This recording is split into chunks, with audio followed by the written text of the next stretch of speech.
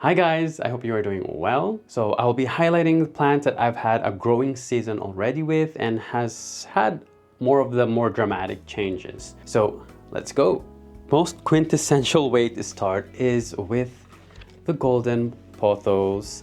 As you can see here, this is how my golden pothos is doing now. It is so long. And I also propagated this at some point last year, just before the spring of last year. Now this is the plant that I've had for over a year since I got this in the fall of 2022. And here is where I made the propagation. I only propagated one vine, but as you can see, it has already grown so much from where I chopped it. It's also the longest one, so I don't know, what does that tell you? Does it mean that it will grow even more vigorously from the vine where it got propagated from? Yeah, this is over a year of growth, and I'll also show you the propagations because they're doing really well. So here are the propagations from that very same plant. I can say that all the cuttings made it, and look at how nice. It's probably too compact for this small terracotta pot, so I need to repot this soon. I intended to put some of the cuttings with the mother plant so that it's going to just look more full and bushy. Should be doing that at some point soon. And going along with the next pothos is my marble queen. Oh no! Oh no. See, it got tangled, it pulled it, and some soil got, thankfully it's just coco coir. Anyways, yeah, so this is my marble queen, which has also grown quite a lot. And I think I got this in the tail end of winter of 2023. And it is just so long. Yes, I haven't propagated this. I do want to propagate it. I just wanted to show you guys first how it has grown before I started chopping it. Yeah, because I also want this to be more full. So yeah, very, very pretty. And you can kind of tell which one was kind of like the winter growth because there was like hardly any variegation in these plants. And then now here, which is more of the recent growth, which has started to get its variegation again. And in my next pothos, yeah, we have a lot of pothos here. I love the trailing pothoses, but yeah, this one here is the global green pothos, which I also really love so much. I think it's a very underrated pothos. I know the variegation is not intense, but it's still a very pretty plant in my opinion. And one thing that I've noticed is that this one has, at least for me, has a very compact growth. The internodal spacing are not very far apart.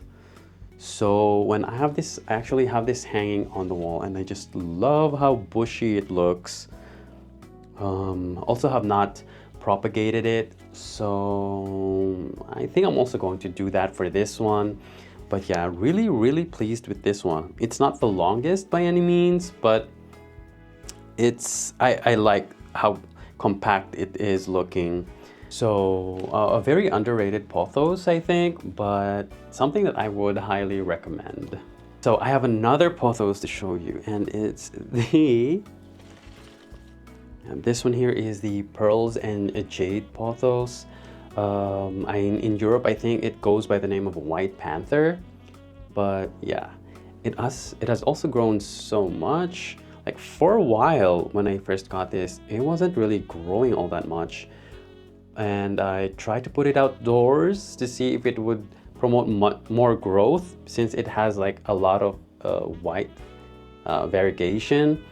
But it did not like it. It just looked haggard. That's the word that comes to mind.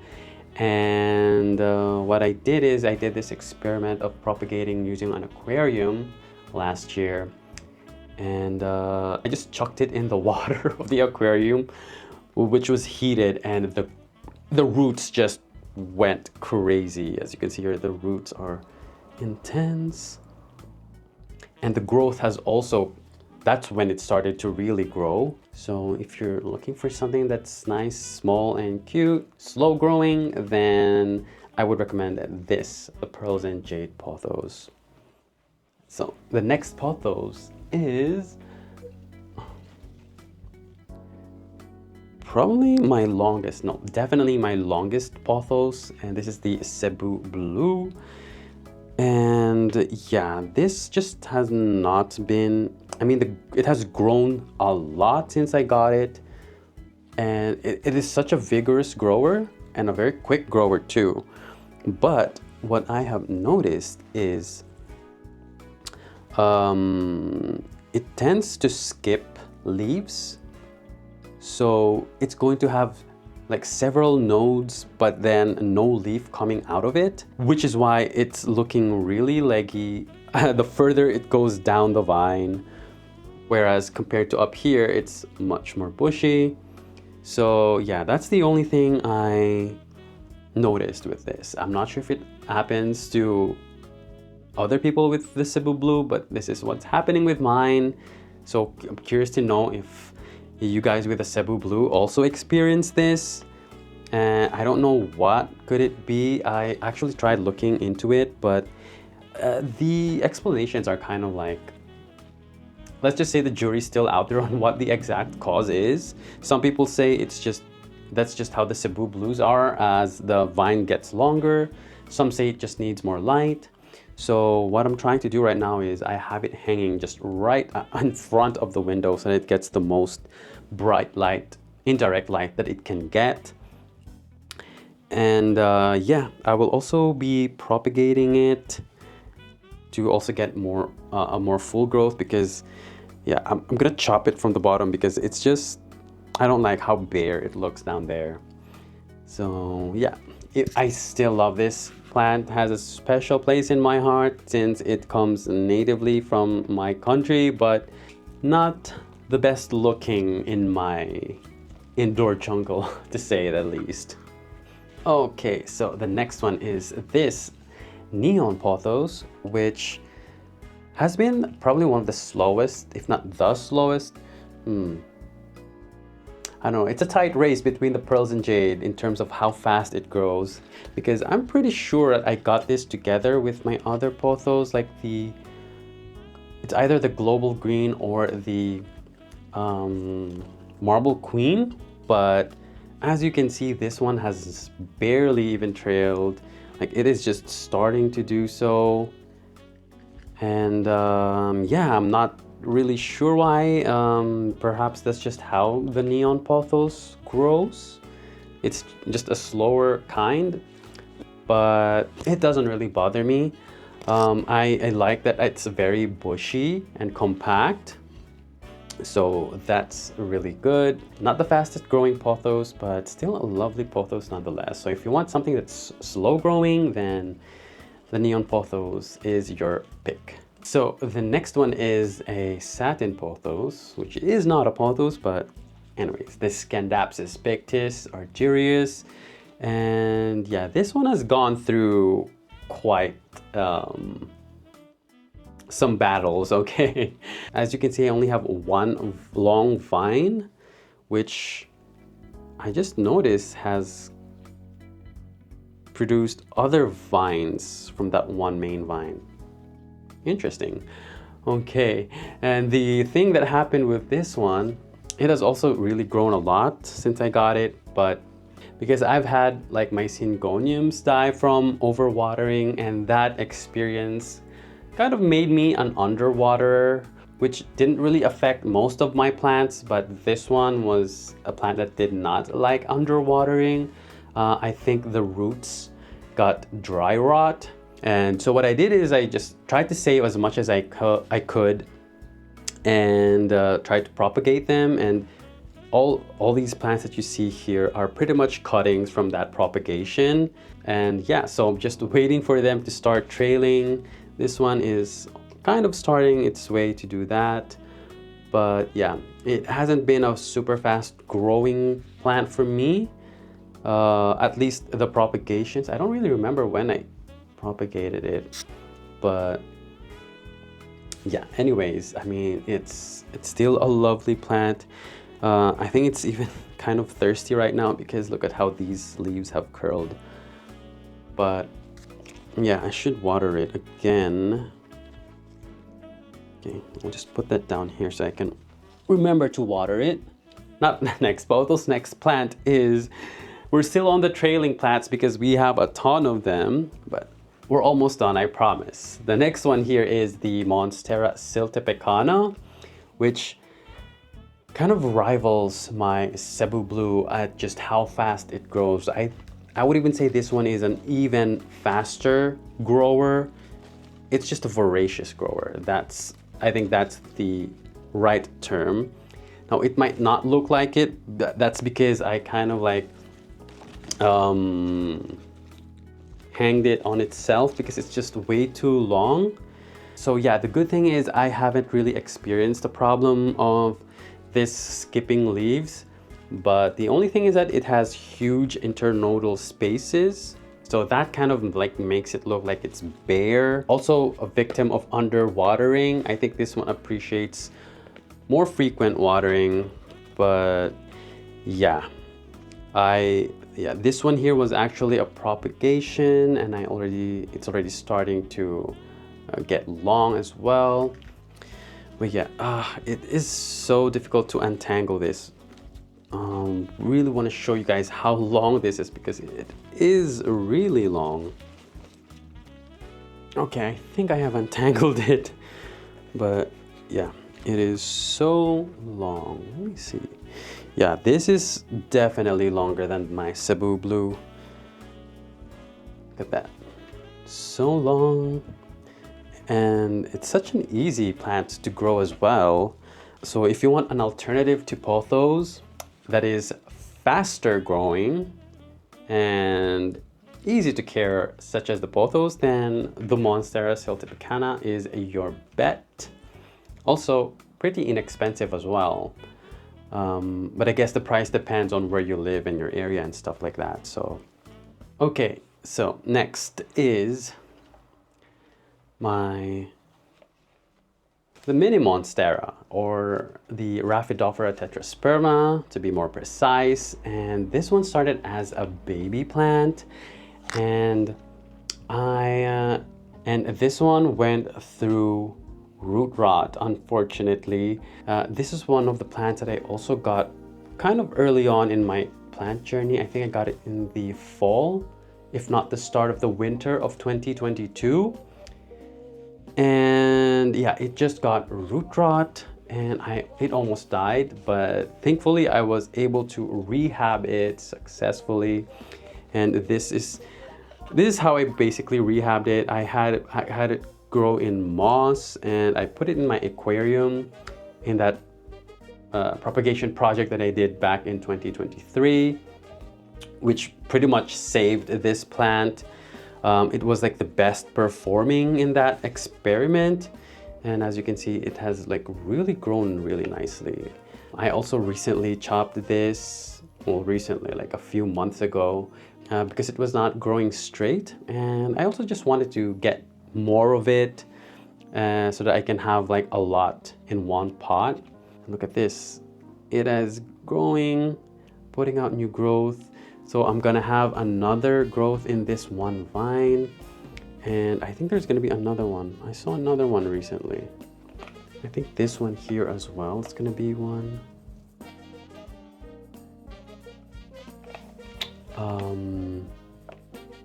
Yeah, here as well, it's looking like it's activating, as well as here.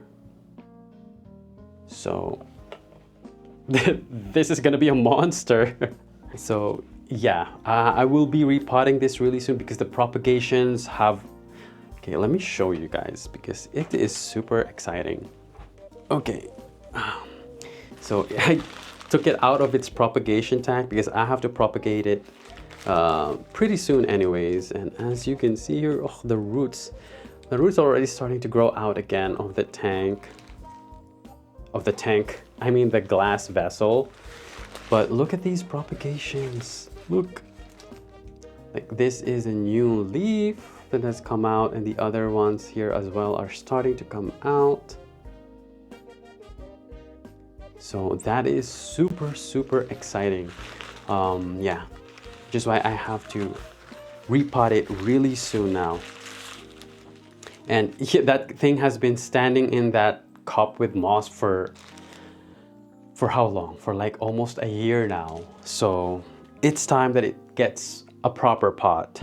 Okay, next one is the Monstera adansoni. And I just gotta say, I feel like the adansoni hate me because okay. As you can see here, it started as a baby plant as well, and it's been growing, it still is growing. I mean, you can see how much this has grown, but this would have had even more leaves if it just stopped getting into this cycle of growing out new leaves, but then the old leaves they just brown, like they crisp up and then just completely die. But it's not root rot though, because if it was root rot, then the leaves would yellow, right? And it wouldn't keep growing. But since it is growing, I think it's nutrient deficiency, but I already fertilized it. So how much more nutrients do you want? Sheesh. Anyways, so I'm still trying to figure out what this thing wants, because we got it growing, but we still haven't figured out how to make it stop lose its bottom leaves. Probably I just need to increase its fertilizer, but I'm kind of scared of that. But I guess I have no other option than to try, right? And in one of my previous videos, I told you guys that I bought a adansoni, which is a mint version. And as you can see, compared to the previous one, yeah, it has already lost a lot of its leaves. The same way my main adansoni is doing. This one is also on the way out for some reason, and I don't know why, but at least I thought the plant was gonna die, but it put out a new leaf and it's looking nice and healthy. But yeah, and it seems like there's gonna be a node that's being activated down there. Can you guys see it? So yeah, these adansoni keep me at bated breath every time.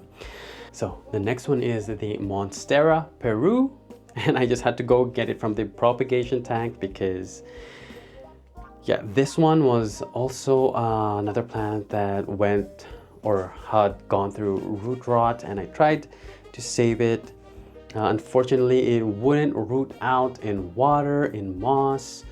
So I tried my aquarium method of propagating, and it seemed to have worked because, yeah, just ignore the gunk that's from the water. But look at these roots. Oh, the roots are crazy.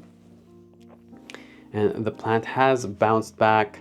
In my experience, Monstera Peru is a slow grower, but a decent grower. So yeah, looking forward to how this will fare this year, because it's been a journey with this one. Okay, and the last vining plant. I know most of the plants I've shown you are vining plants, but I promise this is the last one. And it is the Filodendron Brazil, which, as you can see, compared to how I originally had it, it has grown quite a lot, but has also been a victim of underwatering. Hence, it has lost like leaves, making it look a little bit bare. One thing I can say as well is that I don't really, at least my own Brazil, I don't really like how the growth pattern is. The vine is kind of like zigzagging for some reason, unlike the Pothos where the vines can just trail straight. And because it's zigzaggy, it doesn't really look very nice. So yeah, Like you can see it has like lost a lot of leaves in this middle section, but then down here it's really nice and bushy. So yeah, I don't know, I don't really like how it looks. Yeah, definitely I love the Brazil, but I'm just not really liking it. I mean, how mine has turned out. So I'm thinking of just chopping it all the way and kind of like just start over. What do you guys think?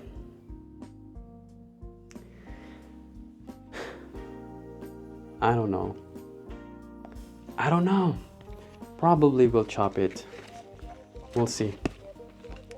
Okay, so moving on. Okay, I said no more trailing plants or vining plants. Well, technically most aroids are vines. And now that I realize it, this is another vining plant. But anyways, let me just show you. And this is my Philodendron Florida Green. You guys, I am so happy with how my Florida Green has just grown. And I can say that this is kind of like a fast grower as well. Like, mind you, I don't remember when I got this exactly, but it has grown so much. Like, it had actually snapped here in this section. I was contemplating whether I should propagate it or not, but then I woke up one day and it had already snapped. I didn't have this bamboo stake back then. It was like a very small stake. No, I didn't have a stake at all, I think. So this is the top part that had snapped. I propagated it. I tried to root it out via moss, which was a successful propagation. But yeah, just a tip, if you don't intend to keep the plant in moss, then trying to root out plants in moss is not very good, because then the roots will latch onto the moss and it just makes it so hard for you to untangle them. It's gonna be pretty much impossible to untangle them successfully without any damage. You will lose some roots, but not a very big problem. But just so you guys know, yeah, this one has successfully rooted. It has grown also quite a lot. Now, I understand the leaves on my Florida Green are kind of small, which I guess is because it needs more light, but I'm not really bummed about it. I like that it's nice and cute and small. So I was thinking of maybe propagating this as well, maybe do an air layer up here. I just snapped the leaf. Oh my God, I'm so sad. Do you see that? Oh, I gotta be careful. Yeah, these guys are delicate. Oh, I'm so sad. Jeez. Just my luck. Okay, that does it. I will propagate it then, so that it's gonna look more full and bushy. But yeah, it's not really gonna be a problem because it is such a fast grower. So this time, by next year, I can imagine this to be even better. Oh, you guys, I love it. I love my Florida Green. So the next plant is my Philodendron Painted Lady, and it's dripping because I just watered it. I think it has grown quite a bit since I have had it. Not the fastest grower, but not the slowest either. Yes, it's just a plant that you would want to have some stake or support, because once it gets too top heavy, then it's just gonna be flopping, unless you want that look to flop over and just kind of like trail. But I think these plants want to climb or prefer to climb. But yeah, anyways, however you guys want yours. But yeah, I love this plant. Very easy to care as well. The only thing I have experienced is that because our summers here are super dry, they tend to get stuck from their sheath, and so they can't unfurl quickly enough. And so if they stay there too long, then so the leaves will come out wrinkled, which is not really nice looking, but not the biggest of problems. If you want an easy, non-fussy philodendron, I think the Painted Lady is a very good option. And the next one is my Filodendron Hastatum, or silver sword philodendron, which I love so much. As you can see in the previous one, I had this as a baby plant, and look how much it has grown in the span of a year. I love it. Like this would have even been taller, but I had propagated it. Like this was, here is the cutting where I cut it, and then this one is the top cutting. And yeah, it's been growing nicely. Look at how big this leaf has become. So yeah, the only thing is that, yeah, you get these yellow tips. I think it's from underwatering. So these are plants that prefer to get the water they want at the right time. Otherwise, you will come with this. But nevertheless, I really, really love this plant. One of my favorite plants, I think. I'm really excited to see 1 year from now how this will look. But I'm also thinking, what if I propagate it again? Oh, like look how chunky this vine has become. Oh. But if I propagate it again, it's gonna delay in the leaves maturing, right? So yeah, I think I'll just stick with this, with what I have, and just let it mature. But really, really happy and excited for this one. And I had to get this plant from isolation because, let me tell you, I have been on quite a journey with this plant. And this is the Filodendron Gloriosum.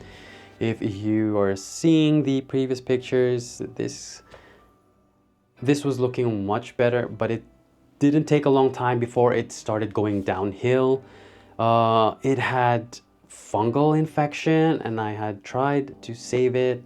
I snipped off the affected leaves. I transferred it into a pure perlite mix to just help it root out, because it was also having root rot, and it was recovering really nicely. And I thought it was just time to put it back in some aeroid mix, which I put it here. This is the biggest leaf I have managed it to get, but it is still battling. I think it still has some fungal infection, because like, look at that bruising and browning. And then this is the newest leaf that came out. It was a winter leaf. For some reason, it came out in winter as well. And look at it. It's light green, and it's not completely unfurled. I don't know what happened to it. It also got infested with spider mites, which I did treat early on. But yeah, it's just not looking well. I mean, there seems to be like a new leaf that is emerging, but I feel like I just want to get rid of it because, one, it has fungal infection, and I don't want it to risk damaging my other plants, or spreading to my other plants rather. The fact that it is a crawling philodendron, I'm not really too keen on. I just thought to try it, but now that it's giving me these problems, I just think that maybe I should just get rid of it entirely. I don't know, what do you guys think? Gloriosums are pretty inexpensive now, at least here. I saw one being sold for €8, so if I really wanted another one, I can just go and get another one and start over, because I don't think it's worth anymore trying to save it. I already did try to save it, and here we are 1 year later, still battling the same fight. So yeah, okay, I had to go wash my hands and sanitize just to make sure I am not spreading it. Yes, so the next plant that I'm also really proud of Oh, it's quite heavy. Oh, damn it. Is my Tane Setosa. Yeah, so this started off as cutting propagation. Like this here was the main plant, and here are the original leaves, which has had some yellowing as part of its transition to propagation. And here it is now. Like, look at these, like all these new leaves. Yeah, and these are winter growth as well. So imagine during the growing season how much this will be. It's looking to be like a pretty vigorous grower, and I have it in this no drainage pot. But yeah, so if you guys want a prayer plant, Tenanthes are just the easiest of the bunch. Will not give you any headaches, very easy to take care of, not fussy whatsoever. Tane Setosa, highly recommended.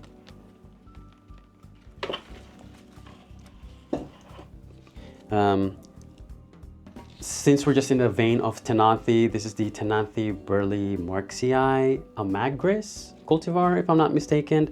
Very easy as well to take care of. Yeah, just showing it to you guys, not really gonna talk about it because I only got that kind of like, I haven't had a growing season with it yet. And this one here is the Tenanthe Burley Marxii. Also has not given me any problems whatsoever. Yeah, very easy and very pretty.